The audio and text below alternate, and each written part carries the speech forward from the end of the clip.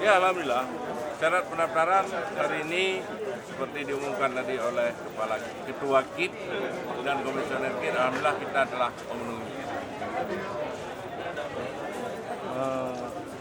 Terus seperti yang lain untuk calon seperti LHKPN dan ininya Pak, dan Ya, sebenarnya kita sudah lampirkan, tetapi itu tidak diperiksa hari ini karena nanti akan dikabari kemudian. Tetapi kita sudah serahkan lengkap semua.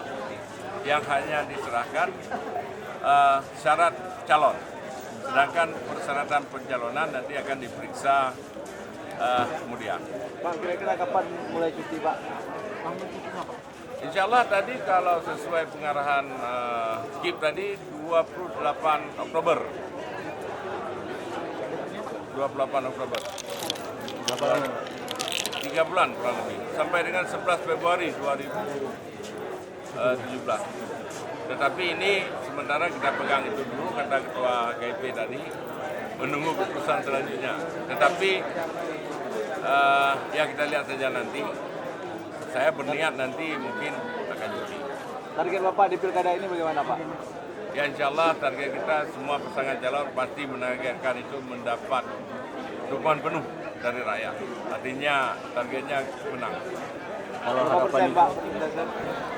Ya kita target kita 50 plus saja. plus 1 plus 2. Plus setengah boleh. Oh, plus setengah. Insya Allah.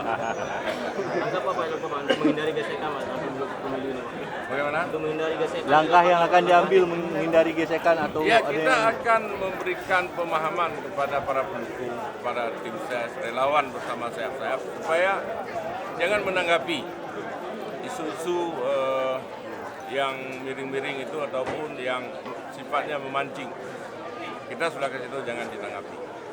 Apalagi ya mohon maaf, saya ini selaku incumbent artinya harus menampakkan suri toladan kepada pasangan-pasangan yang lain. Jika situasi memanas, apakah